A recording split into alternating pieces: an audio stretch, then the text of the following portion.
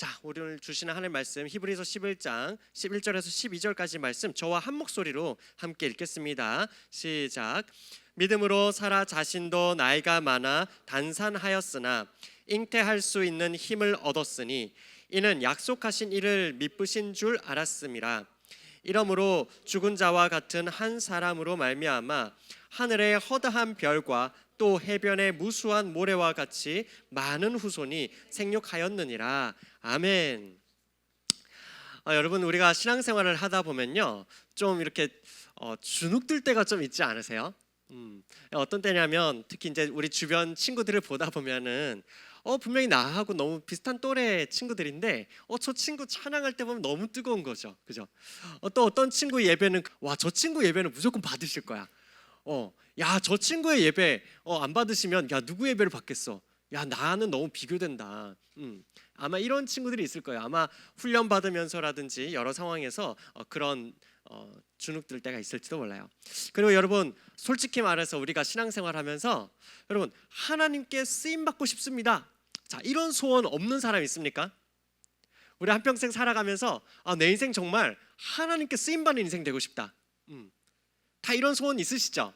자, 여러분 하나님께 쓰임 받는 인생 되고 싶습니까? 아멘. 자, 그렇다면 누구나 여러분 쓰임 받고 싶고, 그래서 나중에 시간이 지났을 때 하나님께서 제 인생을 이렇게 사용하셨습니다, 누구나 이렇게 이야기하고 싶잖아요, 그렇죠? 자, 그런데 문제가 뭐예요? 그렇게 결단하고 그렇습니다, 하나님 저의 인생을 사용해 주세요 하고 우리가 마주하는 현실이 문제죠.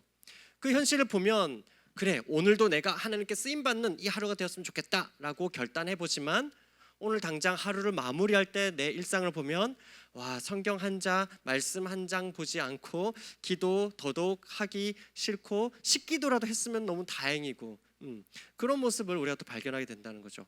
난 오늘 온유해야지, 오늘 난 겸손해야지, 이렇게 큐티 마무리 적용을 했지만 딱 펜을 놓고 아멘 하는 순간 밖에서 엄마하고 또 다투게 되는 그런 상황들을 우리가 마주할 때가 너무 많죠. 그러고 나면 에이 모르겠다, 오늘은 그냥 일단 넘기자 하고 또 지나가게 되는 그럴 때가 너무 많다는 거예요. 특히 여러분, 우리가 성경을 읽으면서도 이 히브리서 11장을 보면 믿음의 사람들이 엄청 많이 등장합니다, 그렇죠? 믿음장, 히브리서 11장이잖아요, 그죠?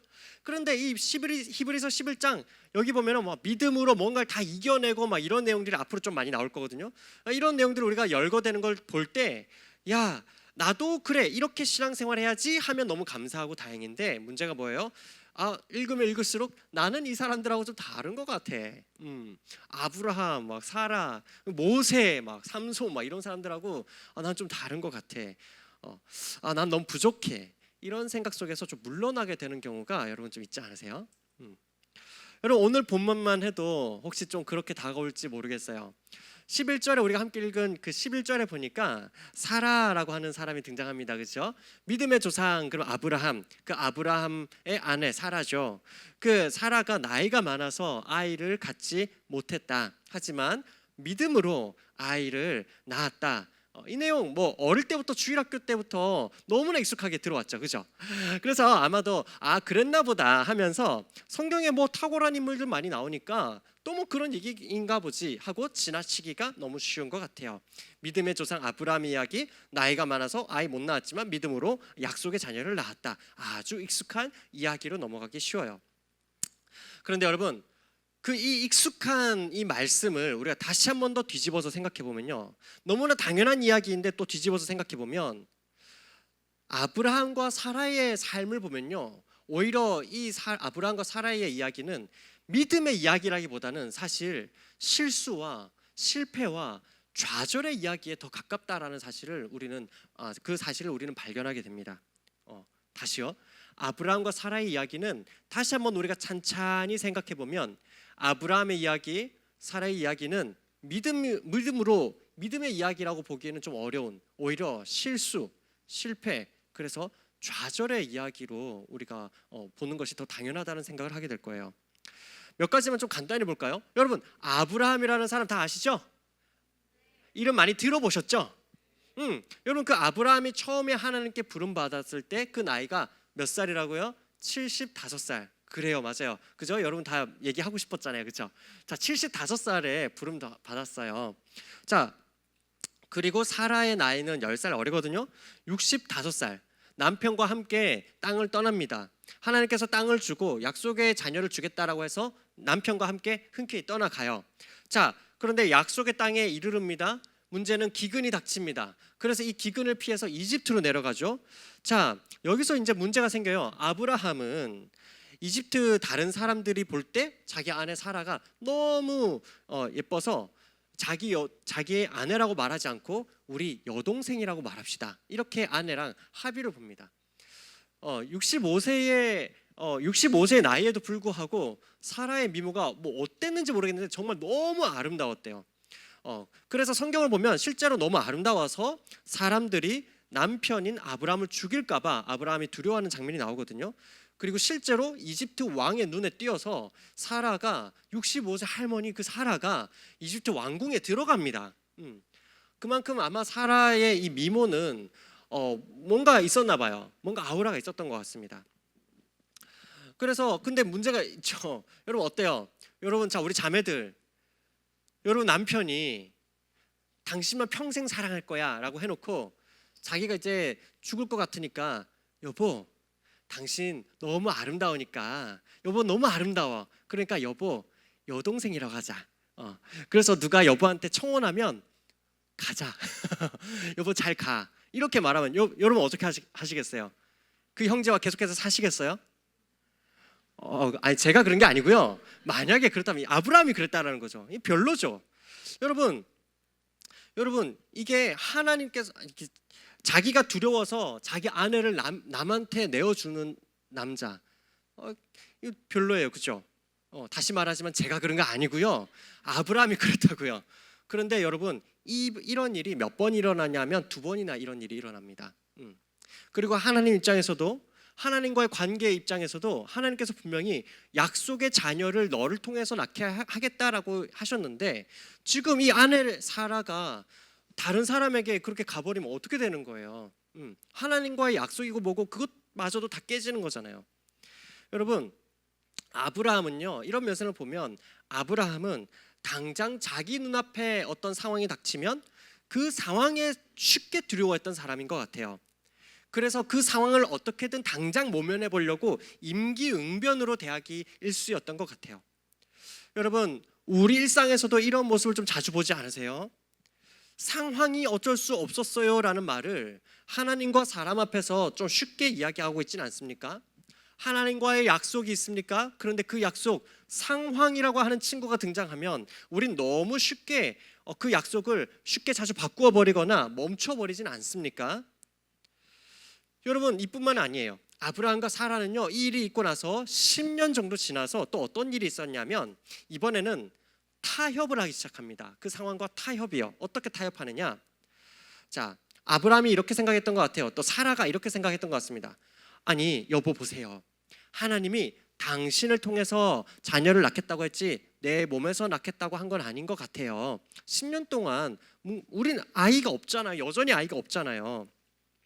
자, 누구를 통해서 아이를 낳을지 얘기 안 하신 것 같으니까 우리 집에서 나를 돕고 있는 내 여종 하갈을 남편 여보가 이 하갈이랑 동침해서 아이를 낳읍시다. 그래서 그 아이를 우리 아이라고 키우면 되지 않겠소? 이렇게 사라가 아브라함에게 제안을 합니다. 무슨 상황인지 이해되시죠? 다시 설명을 하면 이해되시죠? 네네네 한 걸로. 자, 그래서 여러분 이 여종을 첩으로 맞이하게 해서 아들을 낳게 하죠. 자, 우리가 알다시피 이 일 때문에 이 집안에는 큰 분란이 생깁니다. 첫 번째로는 이제 평온했던 그 집안에 어떤 분란이 생깁니까? 첫 번째, 이 여종이었던 하갈이 임신을 하자 자기 여주인인 사라를 대놓고 무시하기 시작하죠. 아이도 못 낳는 사람 이렇게 무시하기 시작합니다. 자, 두 번째로는 나중에 이 아이가 태어납니다. 이스마엘입니다. 그리고 실제로 나중에 약속의 아들 이삭이 태어났는데 이 이스마엘이 이삭을 또 그렇게 놀리고 조롱하는 장면이 나와요. 그러면서 여러분 이 갈등이 여기서부터 시작이 돼서 오늘날까지 이어지고 있죠. 유대교와 이슬람교 그리고 팔레스타인 중동 지방에서 일어나고 있는 그렇게 미사일 쏘아대고 되고 지금도 그렇게 게릴라 전투가 벌어지는 그 현장이 바로 여기서부터 시작이 된 거거든요. 여러분 하나님과의 약속에 대해서 우리가 어떻게 해서든지 인간적인 방법으로 대충 타협하고 대충 얼버무리면서 절충하려고 하는 그런 시도들이 저와 여러분의 삶 가운데서 일상 가운데서 종종 일어나지 않습니까? 예배? 예배 뭐 드리면 좋죠. 하지만 목사님 삶의 예배가 중요하지 않습니까? 삶의 예배. 그러니까 주일 잠깐 바쁘면 잠시 멈추고 그냥 삶 속에서 매일 저는 예배의 삶을 살아갑니다. 이렇게 말하면서 예배의 우선순위가 무너지고 있지 않습니까?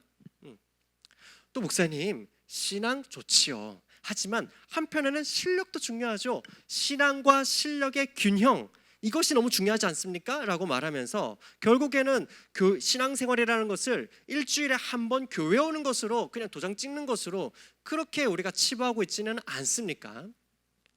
목사님 기도 기도 저 합니다.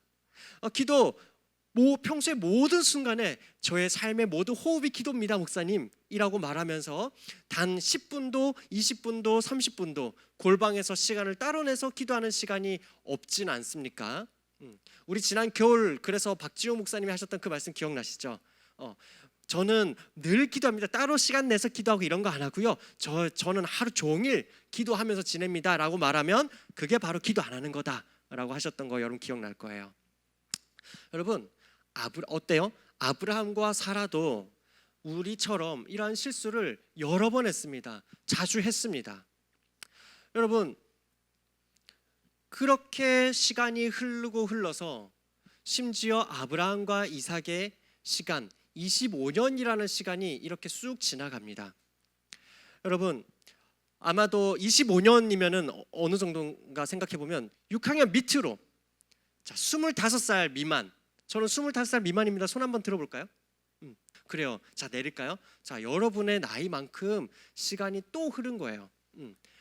아들은 낳지 않습니다. 아들이 생기지 않습니다. 자녀가 생기지 않습니다. 25년의 시간이 또 쭉 흐른다고요. 자 그러면서 무슨 일이 생기냐면 오늘 함께 읽은 그 본문처럼 11절에 사라의 나이가 많아서 단산하는 상황까지 왔다는 거죠. 단산. 이 무슨 말이냐면 여러분 아시다시피 생물학적으로 우리 몸은 임신이 가능한 나이가 있지 않습니까? 그렇죠? 아마도 사라가 지금 성경은 분명히 나이가 많아져서 더 이상 임신을 할 수 없는 것이 명백한 상황이 되었다라는 거예요. 여러분 솔직히 말해서 실수를 한다라는 거는요. 또 때로는 실패를 한다라는 건 그래도 뭔가 도전했기 때문에 실수도 할 수 있고 실패할 수 있는 거 아니에요?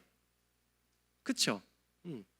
그런데 이제 이 시간이 한참 흘러서 더 이상 아브라함과 사라는 뭐 실수고 실패고 할 수도 없는 그러한 절망적인 상황 가운데 왔다라는 그러한 생각이 들어요.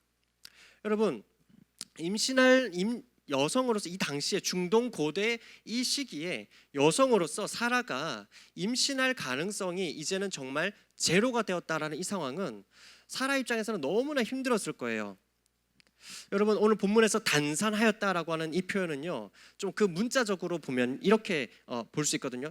뭐 쉽게 표현하면 임신하지 못한다 이겠지만 문자적으로는 딱딱한, 굳은, 뻣뻣한 그리고 메마른 이러한 의미를 내포하고 있는 단어입니다. 이 단산하였다라는 뜻이요.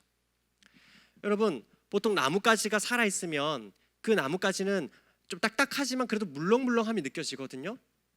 그런데 여러분 이 나뭇가지조차도 생명력이 없으면 딱딱하고 물기가 없이 메말라져 버리죠. 여러분 그런 느낌 잠깐 생각해 보실 수 있을까요? 잠깐 상상해 보시겠어요? 그 딱딱하고 메마름을요. 여러분 사실 저도 예전에는 어릴 때부터 성경을 읽으면서 사라가 나이가 많아져서 아이를 갖지 못했지. 성경을 보면 아이를 갖지 못하는 내용들이 조금 더러더러 등장하지 않습니까? 그러한 내용들을 저도 이전에는 그냥 쓱 읽고 지나갈 때가 참 많았어요. 근데 저와 저희 아내도 사실은 아이를 갖고자 했는데 잘 못 가진 시간들이 좀 됐었거든요. 2016년도에 저희가 결혼을 하고 이제 2020년 이제 때까지 저희가 이러한 방법 저러한 방법으로 참 많이 기도도 하고 노력을 했지만 아이가 생기지 않더라고요. 그러니까 겉으로는 좀 티를 안 냈지만 그래도 속으로는 참 마음은 여러 가지 마음이 좀 들었던 기억이 있어요. 여러분, 오늘 이 사라의 입장에서 한번 생각해 볼까요? 이 당시에는요 문화적으로 출산을 하지 못하면 마치 신으로부터 저주받은 사람, 이러한 인식까지 있었거든요. 그러다 보니 여러분, 이 사라 입장에서는 사회적으로나 특히 신앙적으로나 그 마음의 짓눌림이 정말 컸을 거예요. 여러분, 이것은 단순히 실수하고 실패하는 것 너머에 있는 그 절망감이죠, 그죠? 여러분, 아마도 우리 중에도 그럴 것 같아요. 실수하고 실패하는 거 있을 수 있죠. 하지만 그게 반복되다 보니까 그게 1년이 되고 5년이 되고 10년이 되고 하다 보니까 더 이상 나는 하나님 앞에서 인정받거나 더 이상 내 신앙생활은 다른 친구들처럼 저렇게 뜨거워지기에는 나는 더 이상 가망이 없어 라고, 그러한 좌절감과 절망감을 가지고 오늘 이 자리에 와 있는 친구들이 있지 않을지 모르겠어요. 나는 여기까지인 것 같아. 더 이상 내 신앙생활에 열정이란 건 모르겠어. 감흥도 없고 더 이상 느낌도 없어. 내 믿음은 이미 다 타버렸어. 그래서 이제 다 메말라 버린 것만 같아. 이제 더는 못하겠어. 아무 의미가 없어 라고 말하면서, 그래도 혹시 몰라서 오늘 어금니 깨물고 이 자리 가운데 나온 친구들이 있을지 모르겠어요. 여러분, 이렇게 보면 대학부에서 우리 지체들을 함께 섬기다 보면 저도 그럴 때가 있는데요, 많은 지체들이 자기 자신의 모습을 보면서 나의 이 흔들리는 믿음, 그래서 확신이 없어서 너무 흔들리는 이 흔들리는 확신? 말이 좀 이상하네요, 그죠? 나의 흔들리는 믿음 때문에 너무 참 가슴 아파하면서 짓눌리면서 그렇게 신앙생활하는 친구들이 종종 있는 것 같아요. 그래서 여러분, 이 시간 잠깐 시간이 제한되어 있기 때문에 그 중에서 이걸 잠깐 보려고 그러거든요. 웨스트민스터 요리문답이라는 것이 있습니다. 웨스트민스터 요리문답이라는 것은 이제 교리의 성경에서 말하는 여러 진리들을 사람들이 알기 쉽도록 질문과 답 Q&A식으로 딱 정리해 놓은 것이에요. 어른용은 대요리문답, 웨스트민스터 대요리문답, 그리고 주일학교 또 청소년 학생들을 위해서는 소요리문답, 이렇게 구분을 하는데요. 자, 대요리문답 80번 질문에 이런 게 있습니다. 한번 질문을 읽어볼까요? 시작. 참 신자들은 자신들의 은혜의 지위에 있음과 구원에 이르기까지 그 지위에 있을 것임을 무오하게 절대로 확실하게 확신할 수 있는가? 이게 말이 어렵죠. 이게 무슨 말이냐면, 자, 우리가 신앙생활하면서 내가 구원받았다라는 사실에 대해서 확신할 수 있느냐? 라는 질문이거든요. 그 말에 대해서 어떻게 답하는지 볼까요? 그리스도를 참으로 믿고 그 앞에서 모든 선한 양심으로 행하고자 노력하는 자들은 비상한 계시 없이, 그러니까 특별한 무슨 이적이나 그런 현상 없이 믿음으로 하나님의 약속의 진리에 근거하고 성령께서 생명의 약속을 주신 그 은혜를 자신들이 분별할 수 있게 하시고 그들의 영으로 더불어 그들이 하나님의 자녀임을 증거하심으로써 그들의 은혜의 지위에 있음과 구원에 이르기까지 견인할 것을 무하게 확신할 수 있는 것이다. 무슨 말인지 모르겠죠, 그죠? 자, 이게 무슨 말이냐? 한마디로, 자, 내가 구원받았으면, 우리가 복음 예수님을 영접하고 우리가 EBS 하면은, 그죠? 복음에 대해서 보지 않습니까? 내가 그렇습니다. 예수 그리스도를 내 인생의 구세주로 모시겠습니다. 내가 더 이상 이렇게 살지 않겠습니다. 라고 할 때 우리는 내가 구원받았음을 확신할 수 있는가? 답은 한마디로 할 수 있다. 확신할 수 있다. 자, 그러면 이제 질문은 이거죠. 그러면 그 확신에 한 번 든 확신은 평생 흔들리지 않는 것인가? 참 신자라면, 참 그리스도인이라면 이 믿음은 절대로 흔들리지 않는 것인가? 우리가 그런 생각하지 않습니까? 내 믿음 왜 이렇게 자주 흔들리지? 이런 생각하지 않습니까? 자, 이거에 대한 이 질문과 답은 이겁니다. 자, 81번인데요. 질문을 볼게요. 모든 참 신자들은 자신들이 은혜의 지위에 현재 있음과 장차 구원받을 것임을 언제나 확신하고 있는가? 자, 여기에 대한 답이 뭐예요? 은혜와 구원의 확신은 본래 신앙의 본질적 요소가 아니므로, 여러분, 내가 확신할 수 있느냐, 내가 흔들리지 않느냐, 이건 우리 구원의 본질적인 요소가 아니라는 거예요. 그러니까 믿어집니다. 하지만 그것이 흔들리느냐 흔들리지 않느냐라는 것은 우리 구원의 믿음의 본질적인 요소가 아니래요. 그렇기 때문에 참 신자들도, 진짜 진정한 그리스도인들도 오랜 세월이 지난 후에 확신을 갖게 되는 것이며, 다시 말하면 여러분 우리 중에 어릴 때부터 주일학교 다닌 친구들 있죠, 그죠? 그리고 어떤 친구들은 지금 그렇습니다, 저는 예수 그리스도가 내 인생의 주인이 맞습니다 하는 친구, 확실한 친구가 있고, 어떤 친구들은 뭐 싫은 건 아닌데 그렇다고 막 너 확실해? 라고 물으면 또 뭔가 나는 그런 뜨거운 경험이 없는 것 같고, 그래서 조금 모호하다, 이런 자신감이 없다는 친구들 있죠. 그럴 수 있다라는 겁니다. 그래서 오랜 세월이 지난 후에 점차 확신을 가질 수도 있다라는 거죠. 혹은 이러한 확신을 누린 후에라도, 자, 수련회가 되었든지 간에 어떤 상황이 되었을 때에 막 뜨겁고 정말 이게 믿어진다 이럴 때 있죠, 그죠? 그렇게 한 후에라도 악한 본성과 죄와 시험과 또 배반으로 인해서 이 확신이 약화되고 중단되기도 하나, 그런 일도 있다라는 겁니다. 내가 목사님, 제가 지난번에 수양회 때 또 특세 때 은혜 받고 제가 너무 이상해요. 제가 지금 이렇게까지 뭐 제자반 하면서 뭐 제 믿음이 처음과 같지 않고 이런 제 모습 보니까 저는 뭔가 이상해요, 아닌 것 같아요 라고 하는 친구들이 있을 수 있는데, 그럴 수 있다라는 겁니다. 정상이 이상한 거 아니라는 거예요. 그럴 수 있다라는 거죠. 그럴 수 있지만 결국에는 어떻게 되느냐, 하나님의 영이 함께 하시고 붙드심으로 결단코 전적 멸망에 빠질 수 없게 하신다. 흔들린다 할지라도 하나님께서, 우리는 흔들릴지라도 하나님께서 그 사람을 붙든다라는 것이죠. 그렇기 때문에 그 사람이 흔들릴지언정 완전한 멸망에 빠지시는 일은 있다 없다? 없다라는 것입니다. 여러분, 우리의 믿음은 뿌리 흔들릴 수는 있습니다. 하지만 뿌리 뽑히지는 않는다라는 거예요. 여러분, 그렇다면 우리가 이 믿음의 길, 우리가 어떻게 걸어가야 되겠습니까? 우리가 계속해서 히브리서를 보면서 믿음의 길에 대해서 보고 있는데, 우리는 이 믿음의 길을 어떻게 걸어가야겠습니까? 바로 자주 흔들려가지고 전혀 믿을만 하지 않는 나를 믿는 게 아니라 오히려 영원히 변하지 않는 우리 하나님을 믿는 믿음으로 우리는 걸어가야 하는 것이죠. 아멘. 나를 믿는 것이 아니라 하나님을 믿어야 됩니다. 여러분, 히브리서 11장 11절에 보면요, 우리 읽은 본문이죠. 사라가 뭐라고 말합니까? 어떻게 약속의 자녀를 얻었다고 말합니까? 이는 약속하신 일을 믿으신 줄 알았습니다.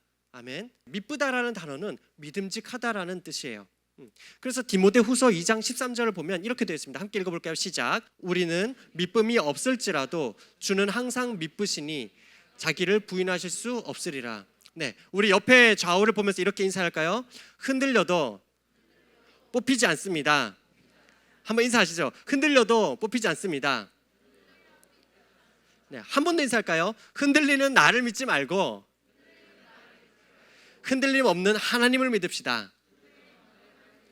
네, 여러분, 흔들리지 않고 변함이 없으신 우리 하나님을 믿는 믿음.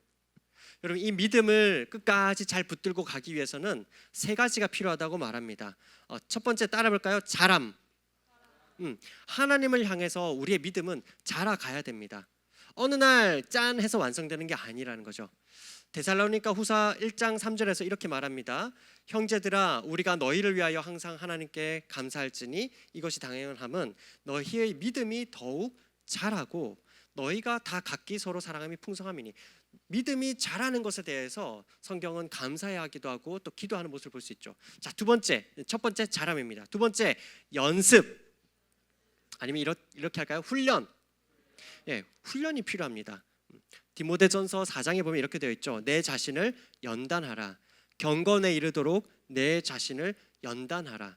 우리는 보통 내가 신앙이 뜨거우면, 내가 성숙하면 저절로 신앙이 좋아질 거라고 그렇게 생각할 때가 많은 것 같아요. 저절로 예배가 뜨거워지고 저절로 나의 예배가 깊어지고, 그러나 그렇지 않다라는 겁니다. 성경은 우리가 연단하고 훈련해 가야 된다라고 분명히 말하고 있어요. 자, 마지막, 실제로도 여러분, 아브라함과 사라는 이렇게 여러 많은 상황들을 거치면서 그 믿음이 성장한다라는 것을 우리는 다음에 또 보게 될 거거든요. 자, 마지막 세 번째로는 따라합시다. 주 안에서. 자, 첫 번째 자라야 됩니다. 훈련받아야 됩니다. 그러나 이 모든 것 누구의 힘으로 하는가? 주님 안에서 해야 된다라는 것이죠. 디모데후서 2장에 보면은 그리스도 예수 안에 있는 은혜 안에서 강하고라고 말하고요. 빌립보서 4장 13절, 여러분 많이 아는 말씀입니다. 함께 읽어볼까요? 시작. 내게 능력 주시는 자 안에서 내가 모든 것을 할 수 있느니라. 아멘.